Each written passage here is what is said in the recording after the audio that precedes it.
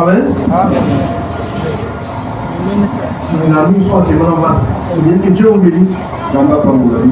De partout où vous êtes, de partout où vous nous suivez, que Dieu vous bénisse en Jésus-Christ. Notre message du jour. Où sont vos œuvres? Où sont vos œuvres? Vous me direz quelles œuvres alors? Quelles œuvres alors? On le comprendra pendant notre message. Ouvrons nos Bibles dans Matthieu chapitre 5, verset 16. Matthieu 5, verset 16.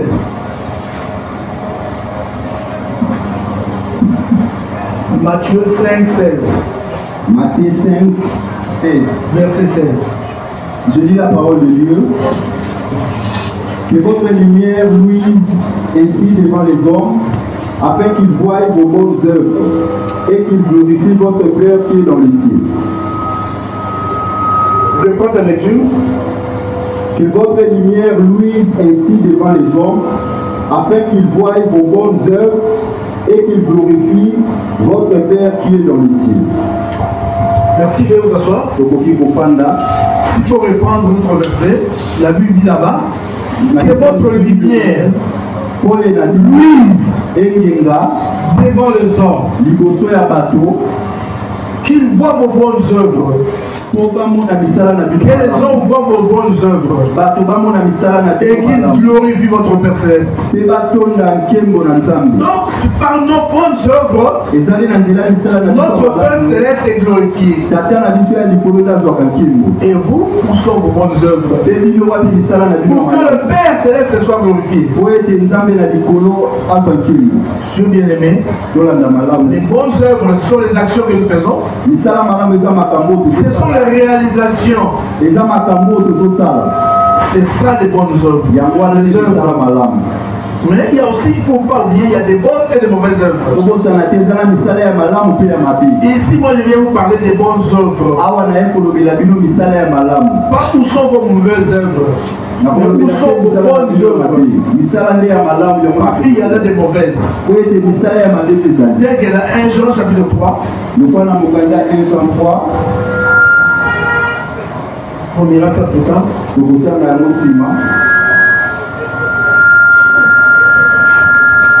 Oui, 1 Jean 3, verset 12. Quelqu'un peut nous lire ça? 1 Jean 3, 12. C'est un exemple de mauvaises œuvres. Une mauvaise œuvre. Let's go. Et n'est pas ressemblé à Caïn, qui était du malin et qui tua son frère. Et pourquoi les tua-t-il? Parce que ses œuvres étaient mauvaises et que celles de son frère étaient justes. Caïn tua son frère. Pourquoi les tua-t-il? Parce que ses œuvres étaient mauvaises et que les œuvres de son frère étaient bonnes. Par jalousie, tu es son frère. Parce que ces œuvres étaient mauvaises. Oui, vous pouvez faire des œuvres, mais quelles sont ces œuvres-là? Comment sont-elles mauvaises ou bonnes? Moi, je vous demande de faire des bonnes œuvres bonnes. Pourquoi les œuvres bonnes? Parce que la Bible dit, nous avons été créés pour ça. Éphésiens chapitre 2, verset 10. Éphésiens 2, verset 10. Éphésiens 2, 10. Car nous sommes son ouvrage ayant été créés en Jésus-Christ pour de bonnes œuvres que Dieu a préparées d'avance afin que nous les pratiquions. Donc vous comprenez avec moi que nous avons été créés en Jésus-Christ pour de bonnes œuvres. Toi et moi, nous sommes appelés à faire des bonnes œuvres. Nous sommes appelés à produire des bonnes œuvres. C'est important de les bonnes œuvres, c'est ce que Dieu attend de nous.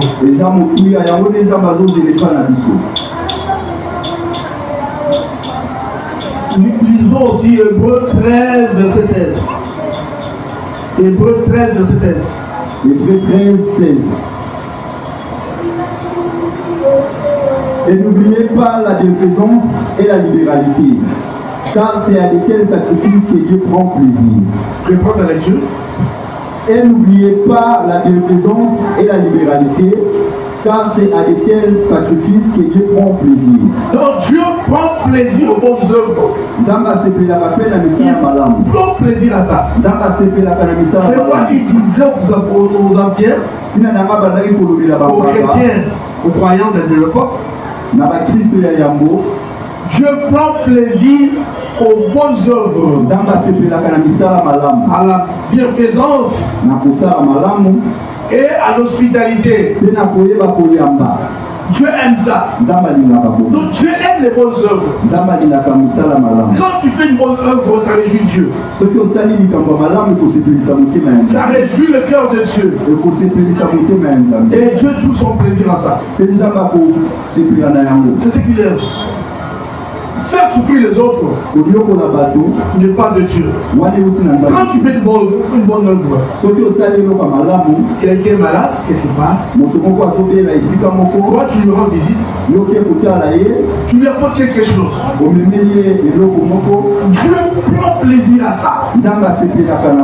Quand tu donnes à ton frère, à ta soeur, qui manque, Dieu prend plaisir à ça. Ce sont des œuvres comme ça que les enfants de Dieu doivent faire. Et Dieu aime ça. Il prend plaisir à ça. Notre Dieu prend plaisir à ça. Tu vois quelqu'un qui est tombé, toi tu t'approches, tu le relèves. Dieu prend plaisir à ça. Quelqu'un qui porte un poids lourd, toi tu viens, tu lèves. Dieu prend plaisir à ça. Même si les gens du monde vont se moquer, mais Dieu prend plaisir à ça. Dieu aime ça. Il aime ça. Quand toi tu souviens un besoin de quelqu'un, Dieu prend plaisir. C'est ça notre Dieu. La Bible dit dans 1 Timothée 5, verset 9, excusez-moi pour les versets, on lit beaucoup de versets, c'est pas forcément. 1 Timothée chapitre 5, verset 9. 1 Timothée 5, 9. Qu'il veut pour être inscrit sur les rôles, n'est pas moins 60 ans qu'elle ait été femme d'une seule Marie. C'est une question. 1 Timothée 5, 9. Est-ce que tu as dit comme c'était une question? Faites-moi. Qu'il veut pour être inscrite sur les rôles, n'est pas moins de 60 ans qu'elle ait été femme d'un seul mari.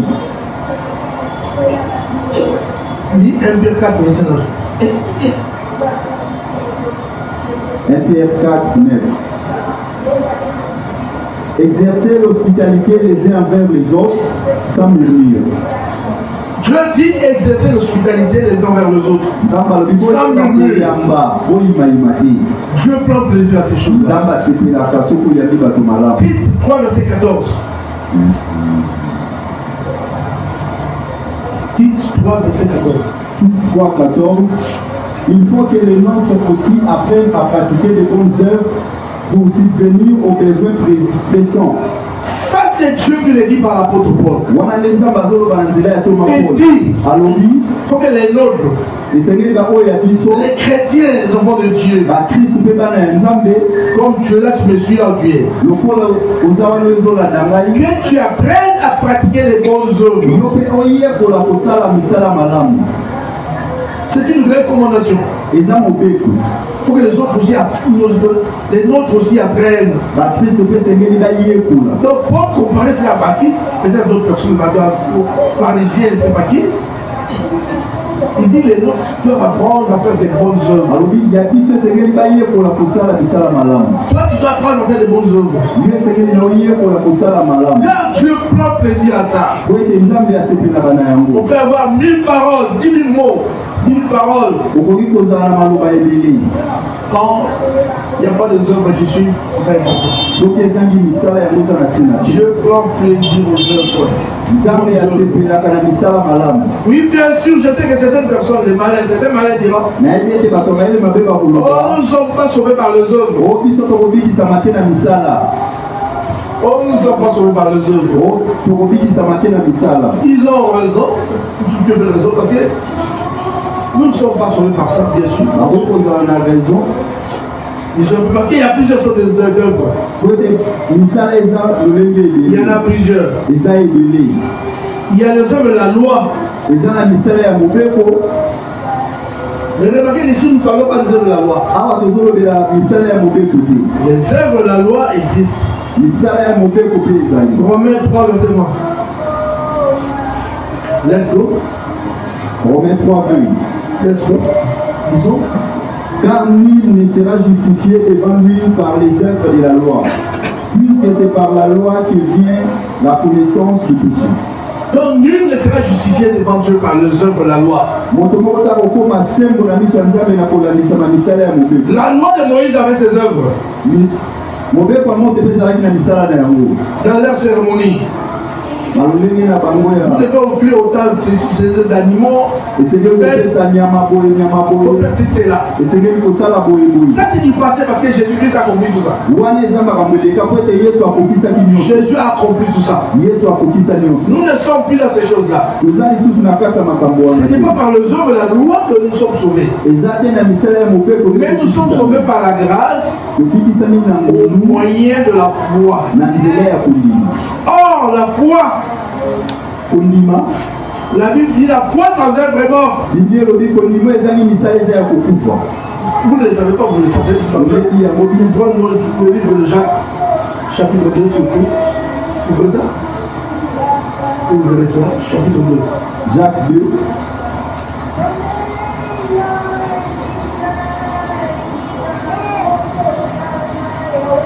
Verset 17. Jacques 2, 17. Il en est ainsi de la foi. Si elle n'a pas les œuvres, elle est morte en lui-même. La foi, s'il n'y a pas les œuvres, elle est morte. La foi, elle est morte. Parce qu'elle est inutile. Parce que nous avons été créés pour les bonnes œuvres. C'est ce qui fait de nous les chrétiens. Il a été créé pour les bonnes œuvres. Dieu attend de nous de ça. Les œuvres. La loi, c'est du passé. Parce que c'est Jésus qui est venu accomplir cela. Jésus était le sacrifice de Dieu pour nous. Nous n'avons plus à faire des œuvres de sacrifice pour notre salut. D'ailleurs, même lorsqu'il nous donne des bonnes œuvres, pas pour être sauvés. Nous sommes sauvés par la grâce. Au moins de la foi. Nous faisons des bonnes œuvres pour que nous avons été sauvés. Nous avons été sauvés, nous sommes des enfants de Dieu. Et nous faisons le bien comme notre Père Céleste qui donne son soleil même aux méchants. Qui veut pleuvoir dans les champs des méchants. Il leur donne la vie tous les jours. Nous faisons les bonnes œuvres parce que nous sommes sauvés. Pas pour être sauvés, mais parce que nous avons été sauvés. C'est pourquoi, bien aimé, je suis dans les sortes d'œuvres. Nous avons aussi les œuvres de la foi. Non seulement les œuvres de la loi, mais les œuvres de la foi aussi. 1 Thessaloniciens chapitre 1 verset 3. 1 Thessaloniciens 1, 3. Nous rappelons sans cesse l'œuvre de votre foi, le travail de votre charité et la fermeté de votre espérance à notre Seigneur Jésus-Christ, devant Dieu notre Père. Nous rappelons sans cesse l'œuvre. Nous rappelons sans cesse l'œuvre de votre foi. Donc, l'œuvre de la foi. Nous salaires. Il y a aussi l'œuvre de la foi. C'est l'apôtre Paul lui-même qui dit. Parce qu'il dit non, Paul a dit, nous ne sommes pas sauvés par les œuvres. Mais il faut expliquer de quelle œuvre s'agit-il. Paul ne condamne pas les œuvres de la foi. Je me rappelle quand je suis à l'école, quand on faisait pour la théologie, vous avez commencé un cours sur le livre de la Bible. Vous avez dit que le livre de Jacques avait été rejeté dans le temps.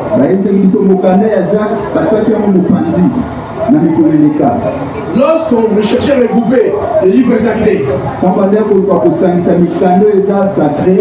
pour canoniser les livres, les gens de l'époque avaient rejeté le livre de Jacques. Ils avaient dit que Jacques avait conduit l'apôtre Paul.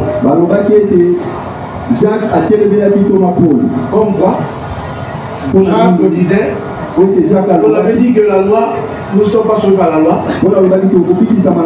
Mais Jacques bien dit, vous savez que la foi sans œuvre morte. Il telle foi ne peut pas sauver. Ça ne peut pas sauver. Une foi sans œuvre est nulle, ne peut pas sauver. Ah, Jacques contre-pompe. Oh, la Bible ne se contredit pas. C'est que le livre de Jacques n'est pas inspiré. Ils avaient rejeté ça. Quelques temps plus tard, quelques années plus tard, ils comprennent cela. Ils ont compris, non, jamais Jacques n'a compris la photo. Jacques a quel la Thomas Paul. Quelques dépenses de 1 Thessaloniciens chapitre 1er, verset 2 de lire. L'œuvre de la foi. Donc Paul aussi a parlé, la foi a aussi son œuvre. Quand on a la foi, on produit des œuvres aussi. C'est ça la bienséance, la bienfaisance, l'hospitalité, subvenir aux besoins pressants. Dès que maintenant, à l'église, on a un problème. Nous devons trouver notre lieu. Il faut une contribution de chacun. Celui qui a la foi, qui n'est pas mort, mais qui est vivant en distance, qui aime Dieu, agira. Il interviendra. Il dira, moi je vais contribuer pour l'église de Dieu. Ce sont des œuvres que Dieu prend plaisir. Dieu n'est pas plaisir dans la vie. Pour les gens qui ne disent rien du tout. Ils sont à Dieu, je loue, je te bénis. C'est tout. Dieu donne-moi, Dieu fait ça. Parce que Dieu connaît chacun de nous. C'est ce que tu as dans ta poche. C'est ce que tu as gardé dans la banque, dans la maison. Dieu connaît tout ça. Je sais qu'on t'a envoyé d'hier. Tu le sais. Quand il donne bien de voix.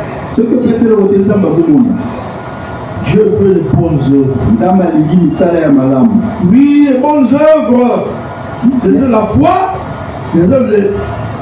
Dieu attend de nous les œuvres de la foi. Si tu as la foi, tu dois montrer ta foi par les œuvres. Démontre par les œuvres. La bienfaisance, l'hospitalité, l'aumône. Connaître sa vie, c'est important.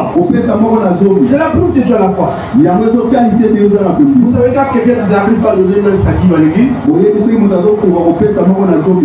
que c'est? C'est clair parce qu'il n'a pas la foi. Il ne voit pas que Dieu va le faire le bénir. Il se dit c'est du gaspillage. Je vais gaspiller pour rien. Il ne sait pas que c'est Dieu qui a institué cela. Dieu a ordonné. Dans 1 Corinthiens chapitre 9. Vous lirez vous à la maison. Dieu dit là-bas. L'ouvrier mérite son salaire. Nul ne fait le service militaire à ses propres frères. Nul ne fait le service militaire à ses propres frères. Nul ne travaille pour Dieu à ses propres frères. L'œuvre de Dieu ici sur la terre. L'œuvre de Dieu ici sur la terre. Appelant les gens à se repentir, à croire en Jésus-Christ, Dieu ne fera pas descendre l'argent comme ça. Ce sont les enfants de Dieu qui doivent soutenir l'œuvre de Dieu. Les enfants de Dieu, de partout ils sont soutenir l'œuvre de Dieu. C'est de telles œuvres que Dieu attend de nous, bien-aimés. C'est important, bien-aimés. Bien sûr qu'il y a d'autres œuvres. La Bible parle aussi des œuvres de l'esprit.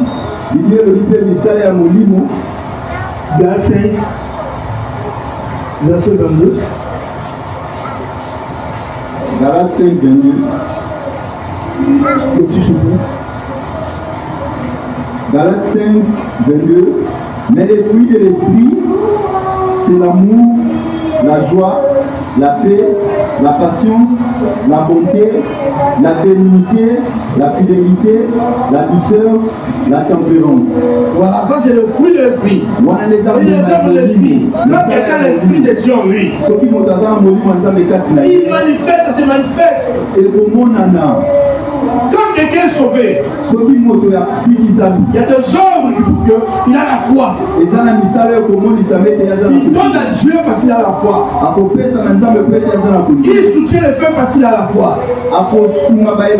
Il croit en Dieu. C'est quelqu'un qui a l'esprit dans lui. On les constate seulement. On les constate par ce qu'il fait. La joie, la beauté, la tempérance, on le remarque, on le constate, on le voit. Oh, cet homme est différent. En lui, il a l'amour, en lui, il a la joie. Là où il est, il met la joie. Mais c'est quelqu'un qui vient utiliser les gens. On se dit là quel esprit lui. Sûrement il n'a pas l'esprit de Dieu. Il y a un autre esprit que l'esprit de Dieu. Ce sont les œuvres de l'esprit. Il y a aussi les œuvres de la chair. La Bible dit aussi dans Galates 5, verset 19. Nous autres, Galates 5, 19. Or, les œuvres de la chair sont manifestes.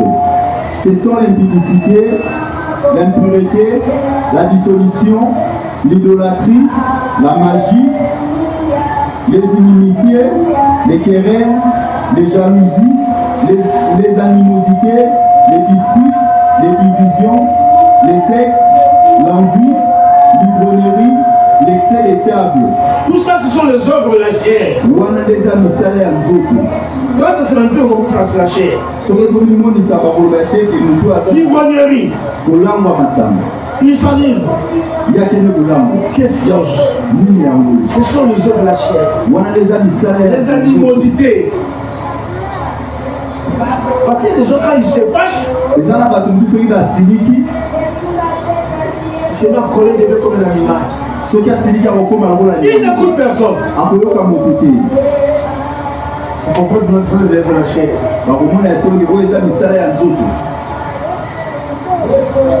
Les œuvres de la chair sont manifestes, ce sont l'impudicité. Tu es chrétien, tu n'es pas encore marié. Mais tu vis dans l'impudicité. Ce sont les œuvres de la chair. L'adultère, tu es marié, mais tu couches avec d'autres hommes, tu couches avec d'autres femmes. Tu es un adultère. Tout ça, ce sont les œuvres de la chair. Parce que la chair ne se rassasie jamais. Quand tu n'avais pas de femme, tu disais, ah Seigneur, donne-moi une femme. Dieu te donne une femme. Et là, tu cherches encore notre femme. Tu n'es pas rassasié. Qu'est-ce que tu cherches? Qu'est-ce que ta femme n'a pas? Qu'est-ce que ton homme n'a pas? Pour aller ailleurs. Tout ça, ce sont les œuvres de la chair. C'est clair. Celle du spectacle, c'est la chair, ce sont les œuvres de la chair. Les disputes là, tous ce sont les œuvres de la chair. Ce ne sont pas les œuvres de l'esprit. Dieu n'a pas ces choses-là. Il ne produit pas ça. Jamais ne produit jamais ça. L'esprit de Dieu ne produit jamais la haine. La Bible dit quelqu'un qui est son frère est un meurtrier. Quelqu'un qui est son frère est un meurtrier. Et une telle personne, l'Esprit de Dieu, c'est forcément pas les œuvres de Dieu. Ce sont les œuvres de la chair. L'orgueil de la vie. Moi, je suis un tel. Moi, on peut pas se moquer de moi. Il devient mon ennemi, je ne lui parle plus. Je vous dis à cause de la parole. Les œuvres de la chair. Si tu es comme ça, il faut changer, bien aimé. C'est la preuve que en toi, il n'y a pas l'esprit de Dieu. Si tu avais l'esprit de Dieu, tu produirais le fruit de l'esprit. Par les œuvs de la chair.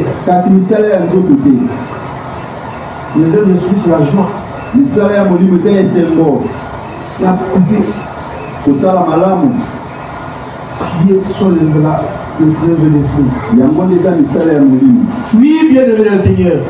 Il y a aussi d'autres œuvres. Les œuvres de la repentance. Acte chapitre 26.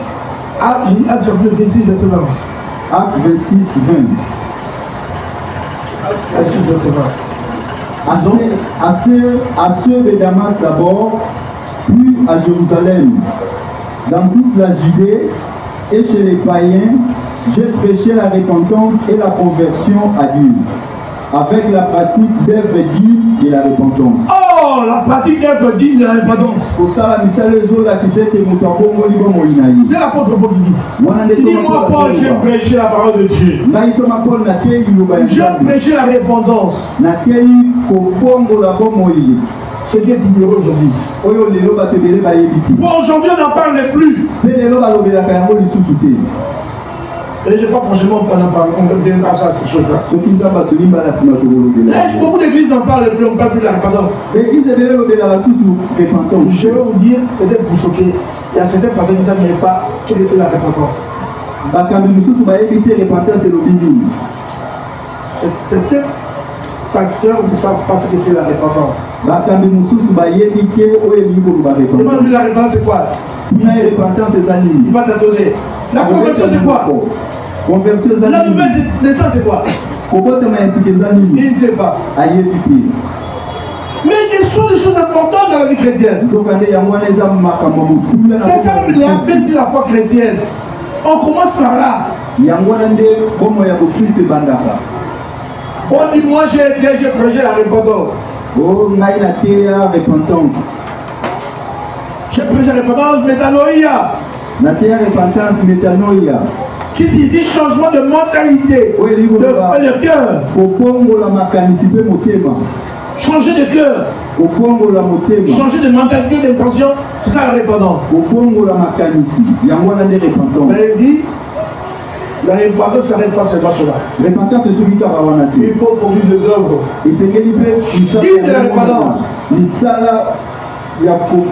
Comment on voit les œuvres? Que cet homme a changé. Son cœur a changé. Il avait de la haine envers telle personne. Il se parle, mais c'est salut maintenant. Il était sincère, mais les choses ont changé dans sa vie. Il était orgueilleux, il ne l'est plus. Il était pudique, mais il a changé. Il était adultère, il ne l'est plus. Bien aimé, suivez. Vous risquez d'aller en affaire comme ça avec ces choses-là. Quand vous ne vous répondez pas, quand vous ne produisez pas de fruits dignes de la repentance, quand vous ne produisez pas des œuvres dignes de la repentance, c'est regrettable. L'enfer vous attendra. Vous ne me direz pas que vous n'êtes pas averti. Produisez des fruits dignes de la repentance. Paul n'utilise pas les termes fruits ici, il utilise les termes œuvres. Produisez des œuvres dignes de la repentance. C'est la même chose, n'est-ce pas? Il y a aussi des synonymes, non? Il dit produire des œuvres dignes de la repentance. Que cette personne a changé. Il était voleur, il ne l'est plus. Il a changé. Ah, il a changé, il volait. Oh, il y a cela, bon, À la maison, on ne peut pas laisser quelque chose. Quand tu n'as pas de côté. Et que ça reste pendant 2 jours, 3 jours. Vous faites tomber quelque chose. 2 jours après, vous le retrouvez. Celui-là, tu tombes sur ça. Il apporte. Mais il a changé. Ça, c'est très bon. Je fais des témoignages. Qu'il a changé. Il faut changer, bien aimé. Il faut des œuvres qui prouvent que vous êtes répartis. C'est important, bien aimé. Si elle n'a pas ce regard.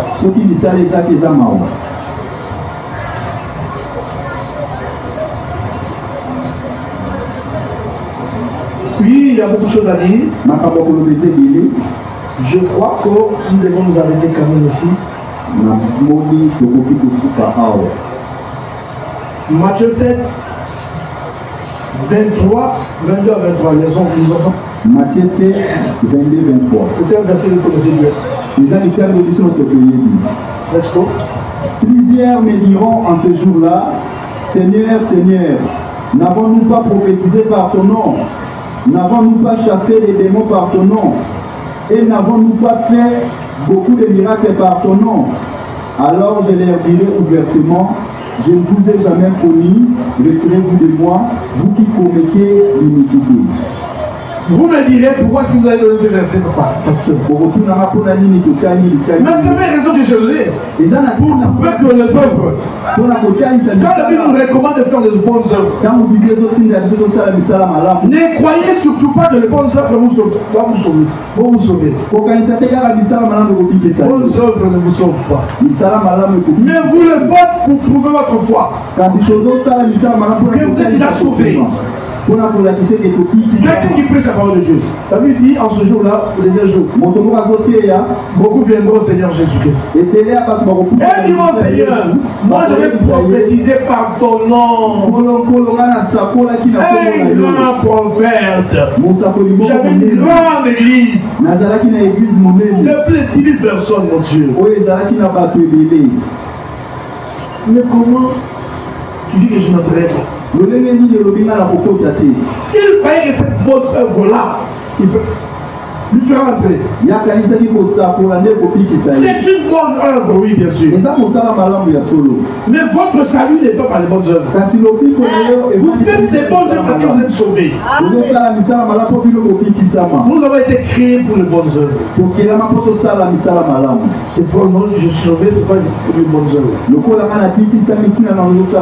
comptez pas sur les bonnes œuvres pour être sauvé. Comprenez? Quel prophétie à ton nom?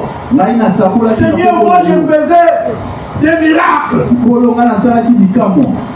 Quelqu'un qui fait des miracles. Quelqu'un qui est malade, il le guérit. Les possédés les délivre. Ce sont ces bonnes œuvres, n'est-ce pas? Mais tellement qu'il s'appuie sur ça. Ils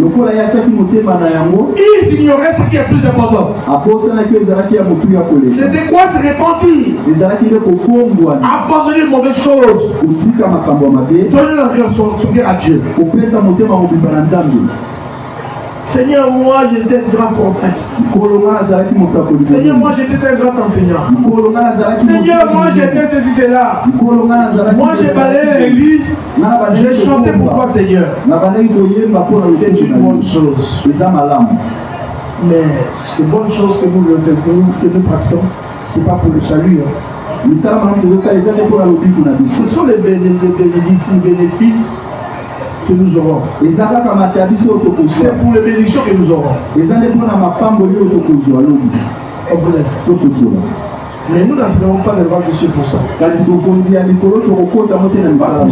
Comprenez? Même pour les bonnes œuvres, nous n'entrons pas pour ça. Et surtout pas pour les œuvres de Moïse. Surtout pas pour les œuvres de Moïse. Voyez bien, hein? Le seul homme que je ne vous avais jamais connu. Éloignez-vous de moi, vous commettez l'iniquité. Oui, je sais que vous avez prêché beaucoup de gens. Je sais que Vous avez été ça et là pour mon mois. Vous avez proclamé mon nom partout. Mais ce qu'il faisait à force, vous l'avez ignoré. Qu'est-ce qu'il faisait Dieu pour faire la force? Il dit vous étiez hors la loi. Éloignez-vous de moi. Vous étiez hors de la volonté de mon Père. Quand vous êtes hors de la volonté de Dieu, impudique, adultère, voleur, vous n'apprenez pas. C'est ça le problème. Mais Dieu veut que nous faisions pratiquer de bonnes œuvres, faire de bonnes actions, aider les autres, contribuer à l'avancement de l'évangile, subvenir aux besoins pressants. Quand il y a un problème, tu interviens. C'est la bienfaisance. L'hospitalité, donner le monde la vie, Dieu aime ça. Il aime ça. C'est pour les enfants de Dieu, pour ceux qui sont sauvés. Pour celui qui n'est pas sauvé, ça n'a pas de valeur. Ça ne peut pas les sauver. Mais celui qui est sauvé, il fait ça. Je serai dit, oui, c'est moi mon enfant. J'attends ce que j'attends de mes enfants qui fassent. Oh, mon fils, ma fille, mon fils. Regarde ce qu'il fait dans le monde. C'est ce qu'il fait pour moi. Dieu se réjouit. Il est très content de ce que vous faites, de bonnes œuvres. Parce que vous êtes déjà sauvés. C'est important de Dieu attend le monde des bonnes œuvres. Il y a l'église, il y a les chaises, tu installes la sonorisation, tu accueilles les gens. Tu pries pour le culte. Dieu est content. Il est content de ça. Et tu le veux pourquoi? Parce que c'est comme ça que tu as été créé. C'est pour ça que tu as été créé. Ephésiens 2:10 qui a été créé pour les bonnes œuvres. C'est pourquoi tu le fais, c'est normal. Ça y est en toi. Ce n'est pas quelque chose que tu as volé quelque part, non. Ça y est en toi. Tu ne peux pas t'en passer. Ça te pousse à le faire. À faire le bien. C'est pas quelqu'un qu'on renforce. C'est à toi, ça y est. Tu as été créé pour ça. Tu es appelé à subvenir aux besoins pressants. Au loyer de l'église, tu es là. Garantis le cas que tu es là. Un frère malade, tu visites. Mon frère malade. Il vient plus à l'église. Parce qu'il est malade. J'ai quelque chose, je parle de vendre. Ah, mon frère, je ne vois plus. Je suis malade. Prends 10 000.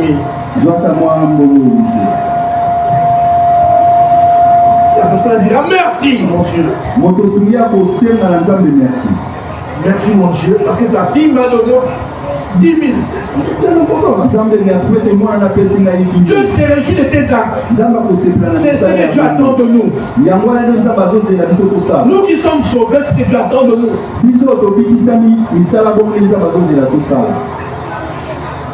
Tu ne le fais pas parce que tu es sauvé. Parce que tu le pousses parce que pour être sauvé, non. Tu le fais parce que tu es sauvé. Cette joie immense en toi de ton salut te pousse à faire de bonnes choses.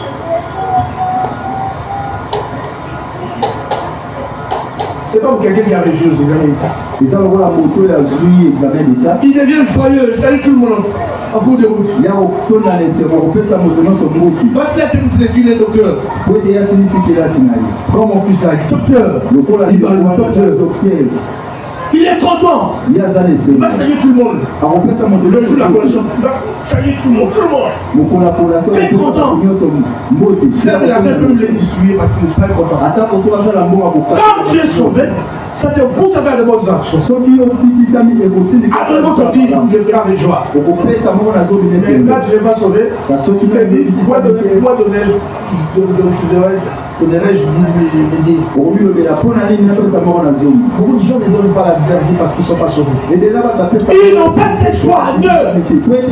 Ils savent que si je ne suis pas sauvé, c'est du gaspillage. Mais celui qui est sauvé, je te dis l'œuvre de Dieu.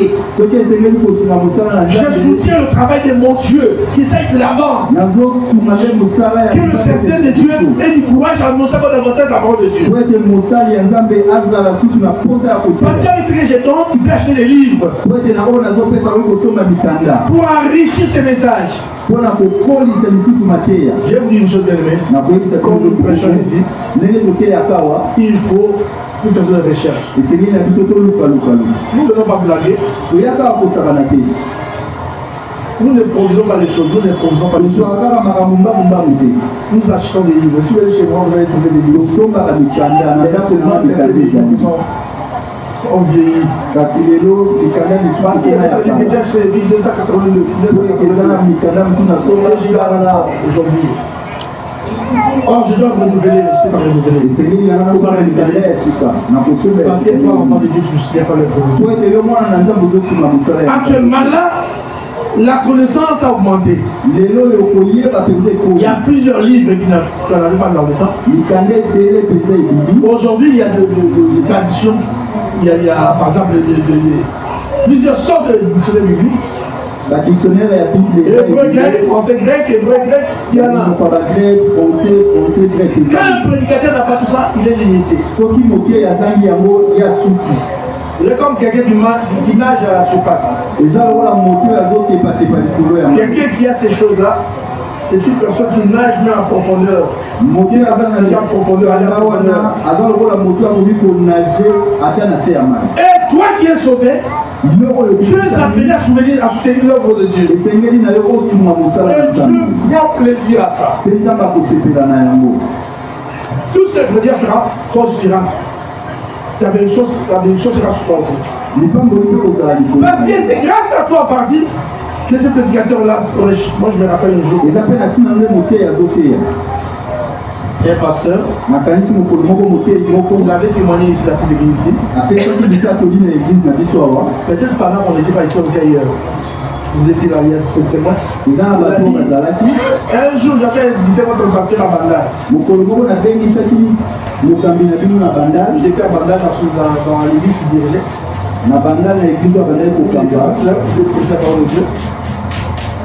J'avais prêché sur la foi.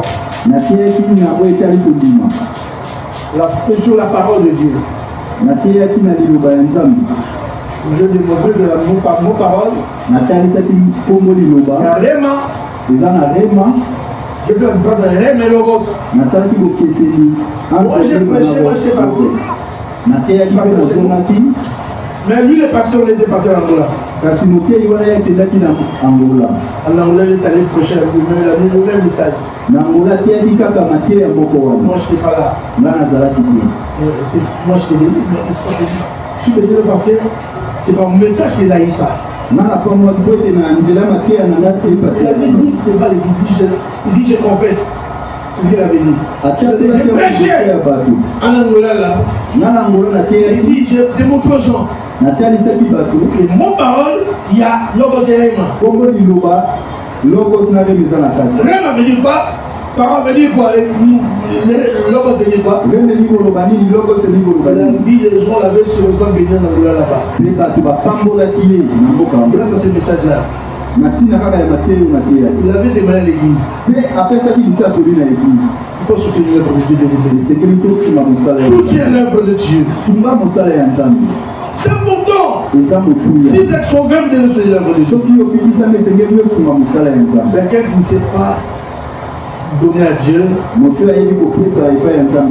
est-ce qu'il est sauvé? Je ne crois pas qu'il est sauvé. Parce qu'il ne sait pas pourquoi il doit donner. Regardez le mondain, ce qu'il faut. Les gens du monde, comment est-ce qu'ils remplissent le stade? Quand il y a un concert, qu'est-ce qu'ils donnent dans ces concerts-là? Ils soutiennent les concerts. Il fait louer tout un stade pour lui seul du Loussa. Il loue les instruments. Il est déplace de l'Europe jusqu'ici. Et on l'appelait préso. Parce qu'on a chanté pour lui. Oui, c'est normal pour lui, c'est son monde, non? Il contribue à la destruction du monde, n'est-ce pas? Pour amener beaucoup d'âmes en affaire. Mais nous devons guider au soutenir l'œuvre de Dieu. C'est important, bien aimé. Que Dieu vous bénisse comme ça. Jusqu'à ma 16h. Que Dieu vous bénisse au nom de Jésus-Christ. Acclamons pour le Seigneur.